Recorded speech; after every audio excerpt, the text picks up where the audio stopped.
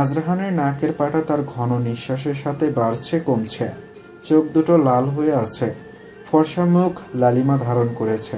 ঠোঁট কামড়ে নিজের কষ্টগুলো দমানোর চেষ্টায় ব্যস্ত আজরাহান। কিন্তু সামনে বসা মানুষটা অতিমাত্রায় বিচক্ষণ, তার চোখ এড়ানো দেয়। তারা নির্মল হাসে, ম্লান গলায় বলে, আপনি শুধু শুকতারার উপরের প্রাণোচ্ছল উচ্ছ্বাসিত ফুলে ফুলে উঠার রঙিন প্রজাপতিটাকে ভালোবেসেছেন। ওর ভিতরে জমে থাকা পাহাড় সম কষ্ট আর হিমালয়ের মতো জমা বিষাক্ত অনুভূতিটাকে বুঝতে চাননি। নিজেকে ওর কাছে সঁপে দিয়েছেন শুধু ওকে পাবার জন্য, নাকি ওর ভালোবাসা? আজরাহান দাঁতে দাঁত চেপে ধরে অধর ছড়িয়ে তপ্ত নিঃশ্বাস ফেলে। বুকের ভেতর আস্ত এক উত্তাল ঢেউ যেন ওর পাঁজরের হাড়গুলো ভেঙে দিচ্ছে। কেউ যেন ওর হৃৎপিণ্ডের ওপর পাথর চাপা দিয়ে রেখেছে।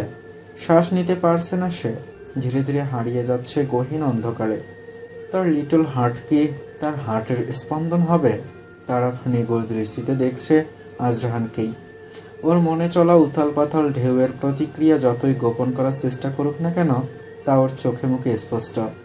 সরস গলায় বলল তারাফ, আমি আপনার বন্ধুর সাথেও দেখা করেছি। তাকে দেখে অন্য মানুষ মনে হলো। He is a great man. জানেন সে কি বলেছে?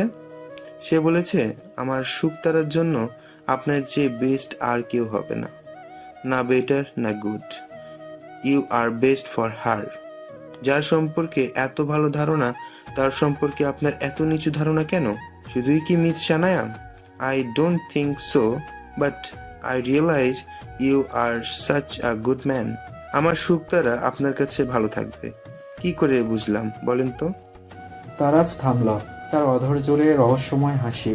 আজরাহান শান্ত দৃষ্টিতে তাকিয়ে আছে। তার ঠোঁট দুটো কাঁপছে, শরীরের প্রতিটি অঙ্গ প্রত্যঙ্গ নাড়া দিয়ে উঠছে। তারাফ স্নিগ্ধ কণ্ঠে বলল, মার্শিয়াদ বিয়ে করেছে। এখন তো আর কোনো সংশয় নেই আপনার। আমার শুকতারা জীবনে অনেক কষ্ট সহ্য করেছে। আপন মানুষগুলো থেকে জীবনের সবচেয়ে বড় ধোঁকা খেয়েছে। আর তাই আপনার নির্মম ভালোবাসা আঁকড়ে ধরে বাঁচতে চেয়েছে সে। কতবার বললাম চল আমার সাথে, আমাকে বলল আমার রাহান আমায় ভালোবাসে, খুব ভালোবাসে। সে আমাকে ছাড়া থাকতে পারবে না, আর আমিও পারবো না থাকতে। আজরাহানের চোখ দিয়ে উপচে ওঠে বেপরোয়া ঢেউ। টেবিলে হাত রেখে তার উপর মাথা রেখে চোখের জল বিসর্জন দিতে থাকে। সে চায় না এই জল কেউ দেখুক। কেঁপে কেঁপে ওঠে আজরাহানের শরীর। পুরুষ মানুষের চোখের জল ফেলাতেও কত বাধা। তারা ছোট্ট নিঃশ্বাস টেনে নেয়, শান্ত ও স্বাভাবিক গলায় বলে, ওর অতীত থেকে ওকে বের করে আনুন মিস্টার আজরাহান। ওকে প্রাণ ভরে শ্বাস নিতে দিন, বাঁচতে দিন ওকে। ও অনেক ছোট, কিন্তু এই ছোট জীবনে যা সয়েছে তা সবাই পারে না। হয়তো আপনারা ছিলেন বলেই পেরেছে। আপনি ওকে ওর বিষাক্ত অতীত থেকে বের করে আনুন। আর যদি না হয় আমাকে দিয়ে দিন, আমি ওকে নিয়ে এখান থেকে অনেক দূরে কোথাও চলে যাব। তারাফ নম্র গলায় বলল, মিস্টার আজরাহান, আর ইউ অলরাইট? আজরাহান সোজা হয়ে বসে, অবিচলিত গলায় বলল, Yes, I'm fine. তারা প্রসন্ন হাসে, চোখে তার উজ্জ্বলতা। অতি স্বাভাবিক গলায় বলল, আমার ভরসা আছে আপনার উপর। আজ আসি তাহলে, বেস্ট অফ লাক। আজরাহান মাথা নাড়িয়ে সম্মতি দেয়। বিক্ষিপ্ত চিত্তে বসে আছে আজরাহান। কেন যেন সবকিছু এলোমেলো মনে হচ্ছে। যদি টাইম মেশিন থাকতো তাহলে সত্যি সে সময়কে পিছিয়ে দিত।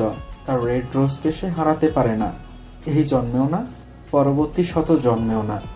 যদি সত্যি পুনর্জন্ম থাকে তাহলে প্রতি জন্মে সে তার রেড রোজকেই নিজের করে চায়। সে আর কোনো ভুল করতে চায় না, শুধু ভালোবাসতে চায়। রাতের আধার ঘনিয়েছে অনেকক্ষণ। আজরাহানের হৃদয়ে চাপা আর্তনাদ শোনার কেউ নেই। বারান্দায় দাঁড়িয়ে আকাশের বিশালতার মাঝে তার জৌলুস নিয়ে বসে থাকা ওই চাঁদকে দেখছে আজরাহান। কিন্তু তার চাঁদের আলো আজ ম্রিয়মান। রাত প্রায় 11টা। বাসার সবাই গভীর ঘুমে আচ্ছন্ন। নরম পায়ে নিচে নেমে আসে আজরাহান। আলতো হাতে করাঘাত করে প্রহরের দরজায়। একটু আগেই শুয়েছিল প্রহর, চোখে এখনো ঘুম আসেনি। আসবে কি করে? ঝড় তো তার মনেও চলছে, অসহিঞ্চু ঝড়। আওয়াজ শুনে চকিতে ঘড়ির দিকে তাকায় প্রহর। এত রাতে কে আসতে পারে? একরাশ দ্বিধা নিয়েও সরল মনে দরজা খোলে প্রহর। আজরাহানকে দেখেই আঁতকে ওঠা গলায় বলল, আপনি? আজরাহান ব্যস্ত পায়ে ভেতরে ঢুকে দরজা লাগিয়ে দেয়। প্রহরের বুক ধরফর করে ওঠে। আজরাহানের দিকে ক্ষীণ চোখে তাকিয়ে আছে। শ্বাস ঘন হতে থাকে প্রহরের। অস্বাভাবিক গতিতে ওঠানামা করতে থাকে প্রহরের বুক। পুরো শরীর ভয়ে কাঁপতে থাকে। কম্পনরত গলায় হালকা আওয়াজে বলে, আপনি কেন কেন এসেছেন এইখানে? চলে যান আপনি।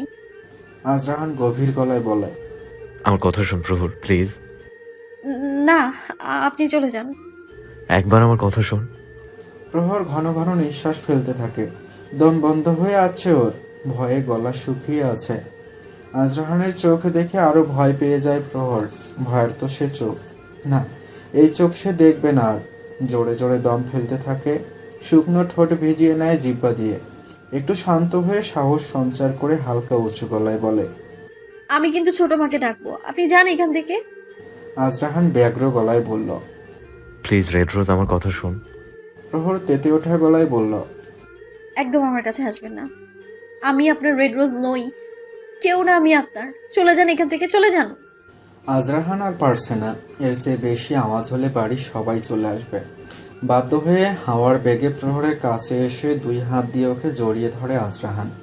প্রহরের অধর পুড়ে নেয় নিজের অস্ত্রদয়ে। শুষে নিতে থাকে প্রহরের সকল রাগ, ভয়, দ্বিধা, জড়তা। প্রহর নিজেকে ছাড়ানোর চেষ্টা করে। আজরাহান ওর হাতের বাঁধন আরও শক্ত করে। মিশিয়ে নেয় প্রহরকে একদম নিজের সাথে। প্রহর দুই হাত দিয়ে আজরাহানকে ইচ্ছেমতো ধাক্কা মেরেই যাচ্ছে, যতক্ষণ না পর্যন্ত প্রহর নিজেকে সংযত করছে। আজরাহান ওকে জড়িয়ে রাখে নিজের সাথে। প্রায় মিনিট 10 পর প্রহর স্থবির হয়। আজরাহান ধীর গতিতে প্রহরের অধৈর্যগুল ছেড়ে ওর কপালে কপাল ঠেকিয়ে বিনম্র গলায় বলল, প্লিজ আমার কথা শোন, একটা সুযোগ দে আমাকে, প্লিজ। প্রহর ঝমঝম করে অস্ত্র ঝরায়। আজরাহানের টি শার্ট খামচে ধরে ওর বুকের মধ্যে নিজের মাথা চেপে বলল, কেন এমন করেন আপনারা? কেন এত কষ্ট দেন আমায়? আমি কি এতই খারাপ?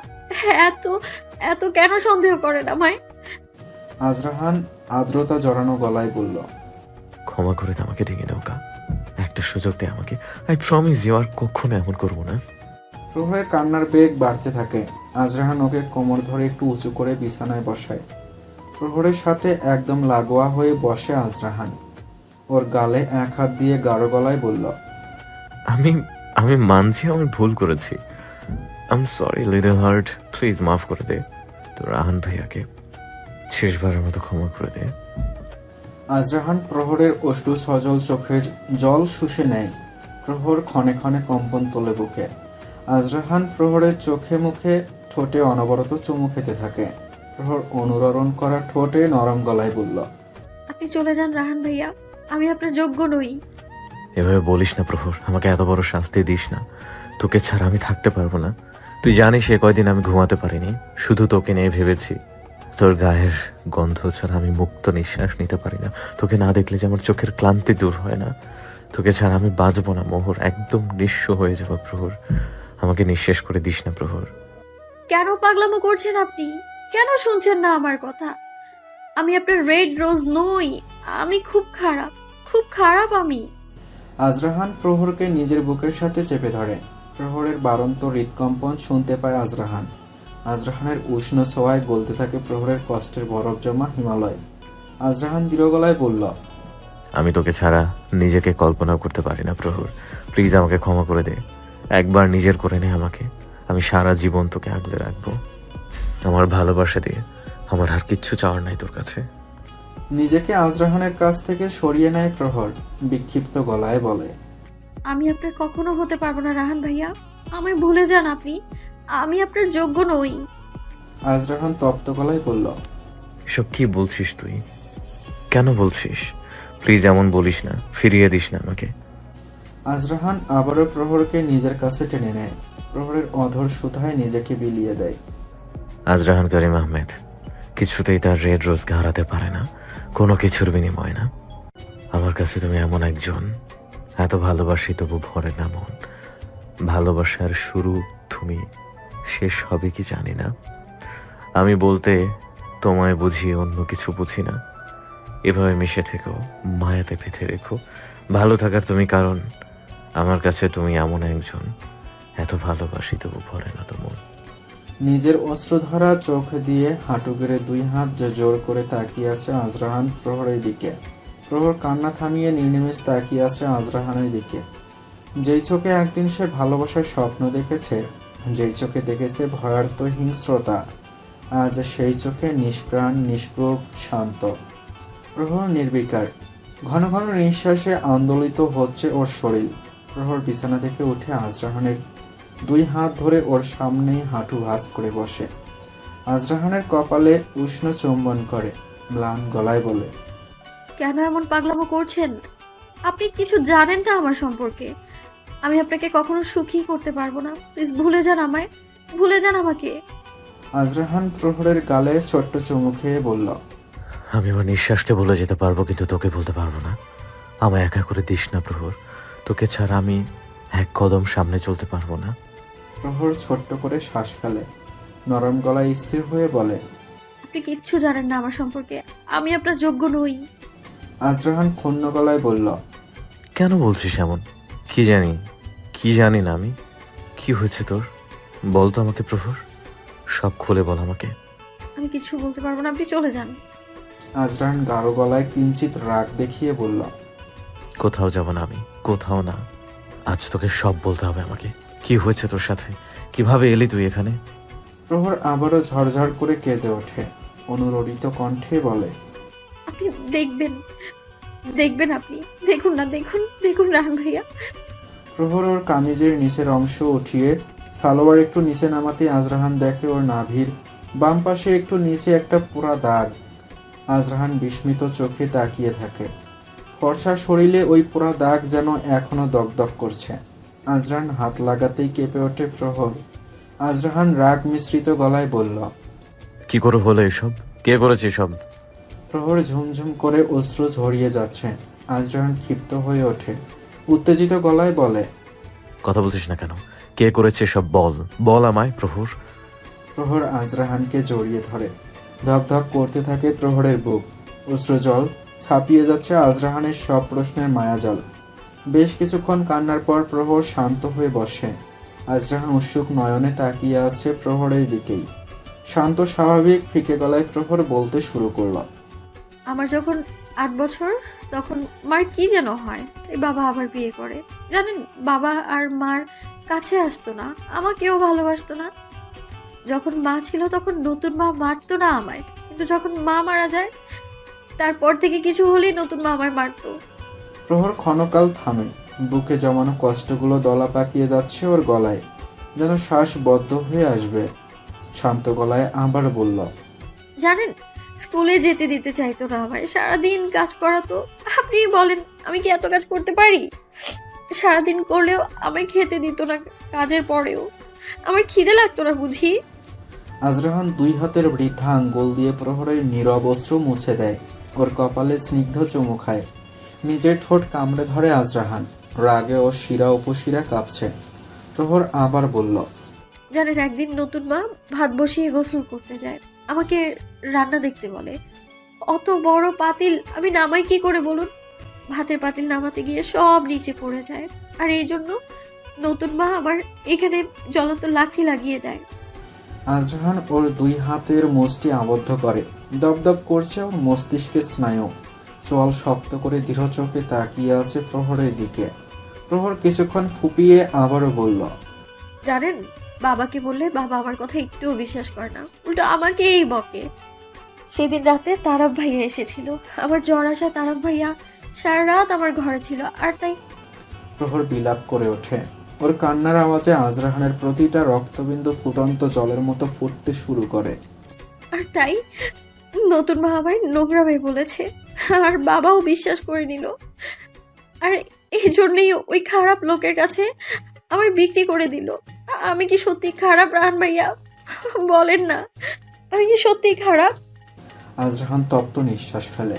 পাহাড় সম যন্ত্রণা যে বয়ে বেড়াচ্ছে তাকে কি করে পারলো এতটা কষ্ট দিতে? আজরাহান নম্র ও গাঢ় গলায় বলল, যা হয়েছে ভুলে যা, আমি ওদের কাউকে ছাড়বো না। বাবা বেঁচে নেই রাহান ভাইয়া, নতুন মাও তার শাস্তি পেয়েছে। আমার কোনো অভিযোগ নেই তাদের প্রতি। তাহলে কাঁদছিস কেন তুই? ভুলে যা সব। প্রহর ক্ষুণ্ণ গলায় বলল, কেন সবাই আমার সন্দেহ করে? কেন কেউ বিশ্বাস করে না আমায়? আমি কি খুব খারাপ?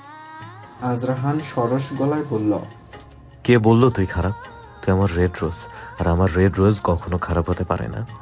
আমি আপনাকে বিয়ে করতে পারবো না রাহান ভাইয়া। আপনি অন্য কাউকে বিয়ে করে নিন। আজরাহানের দৃষ্টি শীতল, কপালে ভাঁজ পড়েছে। গাঢ় গলায় বলল, আমি মানছি আমি ভুল করেছি, আমি তোকে অন্য কারোর সাথে সহ্য করতে পারি না প্রভু, কিন্তু আমি কথা দিচ্ছি আর ভুল হবে না আমার, আর কখনো আমি তোকে সন্দেহ করব না। প্রহর কাপা গলায় বলল, তা হয় না রাহান ভাইয়া, আমি আপনাকে কখনো খুশি রাখতে পারবো না। আপনি দেখলেন না নতুন মা কি করেছে? এরকম আরো অনেক দাগ আছে আমার শরীরে। আমি ভালো না রাহান ভাইয়া, আমি ভালো না। আজরাহান ব্যস্তভাবে প্রহরের চোখে মুখে চুমু খেয়ে স্বাভাবিক গলায় বলল, তোর কি মনে হয় আমি তোর শরীরকে ভালোবাসি? আমি তোকে ভালোবাসি প্রভু, শুধু তোকে। তুই যদি চাস আমি কখনো তোকে স্পর্শ করবো না, দ্যাটস ফাইন। শুধু আমার হয়ে থাক তুই, শুধু তোর সৌরভে আমাকে নিঃশ্বাস নিতে দে, আমার আর কিছু চাই না। প্রহর এক পশলা অশ্রুজল বিসর্জন দেয়। করুণ চোখে তাকিয়ে আহত গলায় বলল, রাহান ভাইয়া। আজরাহান গাঢ় চুমু খায় প্রহরের ঠোঁটে। প্রহরের সমস্ত কষ্ট যন্ত্রণার হিমালয় বিগলিত হতে থাকে আজরাহানের উষ্ণ ঠোঁটের ছোঁয়ায়। জন্ম নেয় এক নতুন প্রহরের। আজ রাহানের প্রহর। সকাল 9টা বেজে গেছে, কিন্তু এখনো আজরাহান নাস্তার জন্য নিশে আসেনি। কোহিলিকা সানায়াকে পাঠায় আজরাহানকে ডাকতে। সিঁড়ি বেয়ে ক্রমশ বিবশ পায়ে নিচে নামছে সানায়া। ম্লান চোখ মুখ তার। কোহিলিকা ওকে দেখেই শক্ত গলায় বললেন, আজরাহান কোথায়? শুকনো ঢোক গিলে সানায়া। কি বলবে সে? ঘন ঘন কয়েকটা ঢোক গিলে সংকোচযুক্ত গলায় বলল, ভাইয়া তো ঘরে নেই। কোহিলিকা খেকিয়ে উঠে বললেন, কোথায় গেছে ও? সবার চোখ গিয়ে নিবদ্ধ হলো প্রহরের ঘরের দরজায়। অন্যদিন তো এই সময় দরজা খোলাই থাকে। আকস্মিক এক ভয় চেপে বসে কোহিলিকার শরীরে। প্রহরের ঘরের দরজায় গিয়ে থাবা মারতে থাকে। ক্ষিপ্ত গলায় বলে, প্রহর প্রহর, দরজা খোল, খোল বলছি। সানায়ার শরীর থরথর করে কাঁপছে। কি হবে এখন যদি সত্যি আজরাহান ঘরে থাকে? কোহিলিকার বিক্ষিপ্ত আওয়াজে নিজের ঘর থেকে বেরিয়ে আসে সানোয়ার আহমেদ। সামান নন্দিতার পাশেই দাঁড়ানো। সকালের মিষ্টি রোদ এসে পড়েছে প্রহরের মেলান মুখে। আজরাহানের বুকের ওপর শুয়ে আছে প্রহর। দরজার আওয়াজ হতেই ঝিমঝিম চোখে উঠে বসে প্রহর। কোহিলিকার তপ্ত গলার আওয়াজে সপ্রতিভ হয় প্রহর। এক হাত দিয়ে আজরাহানকে নড়াতে থাকে। উদ্গ্রীব হয়ে বলল, রাহান ভাইয়া, রাহান ভাইয়া উঠুন। আজরাহান চোখ কষলে উঠে বসে। ঢুলুঢুলু হয়ে ঘুম জড়ানো গলায় বলল, কি হয়েছে? এমন করছিস কেন? প্রহর রুদ্ধ শ্বাসে বলল। ছোট ভাই এসেছে, ডাকছে। আজরাহান বিগলিত হাসে, নরম গলায় বলে, ভয় পাচ্ছিস কেন? ভয় পাস না। প্রহর করুণ গলায় বলল। ছোট মা যদি রেগে যায়? আজরাহান চোখে হাসে, শান্ত গলায় বলে, কি আর করবে, না হয় একটা চরই মারবে। তোর জন্য তো আমি ফাঁসির দড়িতেও ঝুলতে রাজি। চিন্তা করিস না, হজম করে নিব আমি। মাফ কর, তুই শুধু পোল্টি মারিস না, তাহলে এবার সত্যি সত্যি আমাকে বৃন্দাবনের সন্ন্যাসী হতে হবে। প্রহর স্মিত হাসে। আজরাহান বিছানা থেকে উঠে প্রহরকে চোখ টিপ্পনি কাটে। একগাল হেসে দরজা খুলে দাঁড়ায়। আজরাহানকে দেখেই কোহিলিকা ঠাস করে এক চড় বসিয়ে দেয় ওর গালে। আজরাহান কোনো প্রতিক্রিয়া করে না, অবিচলিতভাবে শান্ত গলায় বলল, তুমি যদি আমাকে থাপ্পড় না মেরে প্রশ্ন করতে, তাহলে আমি হয়তো উত্তর দিতাম, তো এখন আমি তোমাকে কোনো কৈফিয়ত দিতে বাধ্য নই। আজরাহান সানোয়ার আহমেদের কাছে গিয়ে শক্ত হয়ে দাঁড়িয়ে দৃঢ় গলায় বলল, আমি আজই প্রহরকে বিয়ে করব। তুমি সব ব্যবস্থা করো বাবা। আজরাহানের এহেন কথায় স্তব্ধ হয়ে যায় সবাই। কোহিলিকা ব্যস্ত পায়ে ঘরে ঢুকে প্রহরের কাছে গিয়ে উদ্দোলিত গলায় বললেন, তুই ঠিক আছিস তো? আজরাহান তোর সাথে খারাপ কিছু করেনি তো মা? প্রহর শান্ত দৃষ্টিতে তাকিয়ে নম্র গলায় বলল, কেন মারলে তুমি রাহান ভাইয়াকে? কোহিলিকা কোনো কথা বললেন না। প্রহরের দিকে নির্বিকারভাবে তাকিয়েই রইলেন। প্রহর আবার বলল, আমাকে তোমার বাড়ির বউ করবে ছোট মা? কোহিলিকা মনে হয় এতক্ষণে নিঃশ্বাস নিলেন। উচ্ছ্বাসিত হয়ে বললেন, তুই করবি আমার আজরাহানকে বিয়ে? হুম। আচমকায় প্রহরের মুখমণ্ডল অজস্র চুমুতে ভরিয়ে দিল কোহিলিকা। সরস গলায় বলে, আলহামদুলিল্লাহ, আমায় বাঁচালি তুই মা। তোর এই ঋণ আমি কোনোদিন শোধ করতে পারবো না। কোহিলিকা হেরে গলায় ডেকে উঠলেন, বললেন, এই যে শুনছেন, আমি আমার আজরাহানের জন্য আমার পুতুল বউ পেয়ে গিয়েছি। এইবার আমার ছেলেটা ঠিক ভালো হয়ে যাবে। তুই পারবি আমার আজাইরা রাহানটাকে ঠিক করতে। প্রহর হতভম্ব হয়ে অবাক চোখে তাকিয়ে থাকে আর ভাবতে থাকে। তার কপালে এত সুখ সইবে তো? বিকেল হতেই আজ আকাশটা বিমর্ষ, থমথমে পরিবেশ, গুমোট চারপাশ, যেন মন খারাপের আকাশ। দেখে মনে হচ্ছে এখনই আকাশ পুড়ে নামবে বর্ষণ নামের সেই অশ্রুজল। শীতকালের প্রবরতা বাড়ে পৌষের শেষেই। অবাধ্য আকাশ তখন ঝরায় ঝিরঝিরি বৃষ্টি, আর তাতে হিম চাদরে অবগাহন করে পুরো পরিবেশ। সকাল হতেই তোড়জোড় করে চলছে আজরাহান আর প্রহরের বিয়ের আয়োজন। সানোয়ার আহমেদ আজরাহানকে সময় দিতে বলেছে, কিন্তু আজরাহান তার সিদ্ধান্তে অটল। বিয়ে আজই হবে, তাই বাধ্য হয়ে ঘরোয়া পরিবেশেই কাজী ডেকে আজরাহান আর প্রহরের বিয়ে সম্পন্ন হয়। বাধা পড়ে যায় প্রহর আর আজরাহানের বিয়ের পবিত্র সম্পর্কে। মেঘমুদুর অপেক্ষারত, কখন অজর ধারায় বইতে দেবে তার অন্তর্নিহিত জল। লিভিং রুমে বসে আছে চার বন্ধু, নিস্তব্ধ, নিঃশব্দ। আজরাহানের চোখে মুখে অদৃশ্য সুখানুভূতি।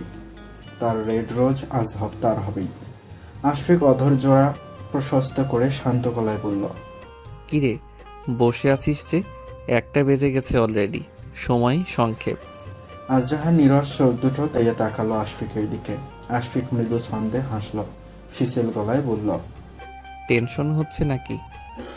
আরে টেনশন নিস না, আমরা তো আছি, হেল্প লাগলে বল। আজরাহান শক্ত চোখে তাকায়।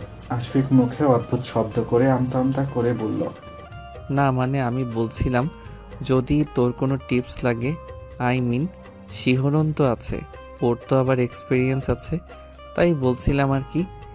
আজরাহান দৃঢ় গলায় বলল, ওর টিপস আমার লাগবে না। পড়াতে গিয়ে যে মালা বদল করে আসে তার দৌড় আমার জানা আছে। মুখ খুলে শিহরণ দাম্ভিক হাসি দিয়ে বলল, সে যাই বলিস, যা করছি বিয়ের পরে করছি, তোর মতো তো বিয়ের আগে শুরু করে দেইনি। মার্শিয়াদ স্মিত হেসে বলল। তোদের কি আর টপিকস নেই কথা বলার? আশফিক ব্যস্ত হয়ে বলল, এইটাই তো ইম্পর্টেন্ট টপিক, ফার্স্ট টাইম বলে কথা, আমার ভাইকে একটু শিখিয়ে দিতে হবে তো।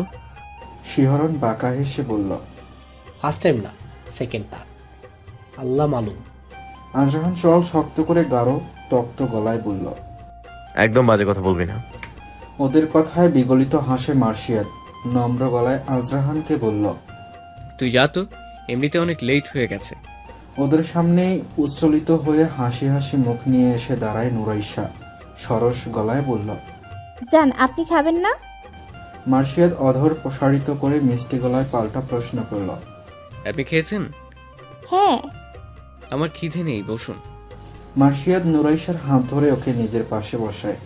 নুরাইশার পাশেই কাউসে বসা আজরাহান ওর দিকে তাকাতেই চোখ ক্ষীণ করে আবার মার্শিয়াদের দিকে তাকায়। আলতো হাতে মার্শিয়াদের এক হাত আঁকড়ে ধরে ওর কাঁধে মাথা রাখে। আজরাহান নুরাইশাকে উদ্দেশ্য করে ক্ষীণ গলায় বলল, সরি মারমেইড। নুরাইশা স্নিগ্ধ হেসে বলল। It's okay. নুরাইশা মার্শিয়াদের দিকে তাকিয়ে ফিক করে হাসে। মার্শিয়াদ নুরাইশার চোখে চোখ রেখে অধর কোণ প্রস্ফুটিত করে। আজরাহান এর দিকে তাকিয়ে নরম গলায় বলল, তুই এখনো বসে আছিস কেন? যা, রেড চিলি তোর জন্য অপেক্ষা করছে। আজরাহান মৃদু হাসে, স্বাভাবিক গলায় বলল, যাচ্ছি, গুড নাইট। নুরাইশা ব্যস্ত গলায় বলল, জান জান, আপু আপনাকে যেতে বলেছে।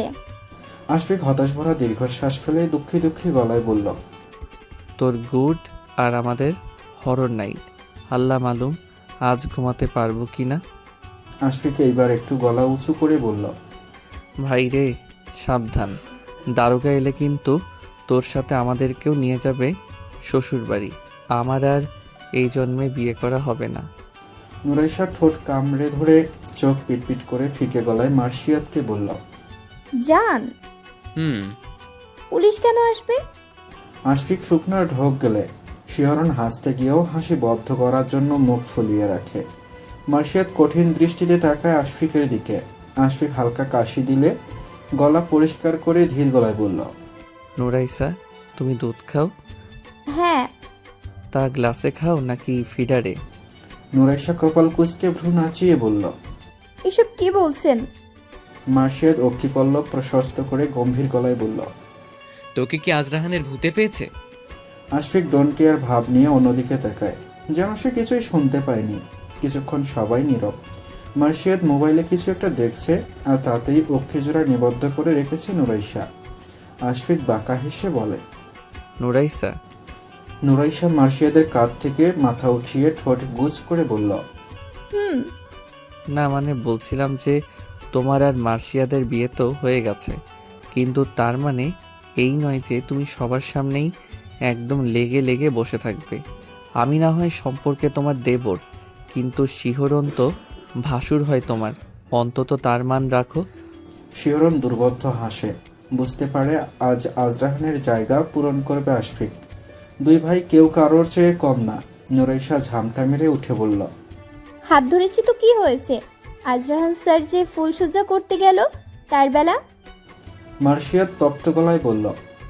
মিষ্টি, এসব কি বলছেন? কোথায় কি বলতে হয় জানেন না? নুরাইশা কাঁদো কাঁদো গলায় বলল। আমি কি করেছি? আশফিক স্যারই তো বলল। কেউ কিছু বললেই তার মুখে মুখে কথা বলতে হবে? এটা কোন ধরনের ব্যানার? দূর, আপনি শুধু আমাকেই বকেন। নুরাইশার আগে হন হন করে চলে যায়। শিহরণ আর আশফিক দাম্ভিক হাসি হাসে। মার্শিয়াদ বলে। খুশি?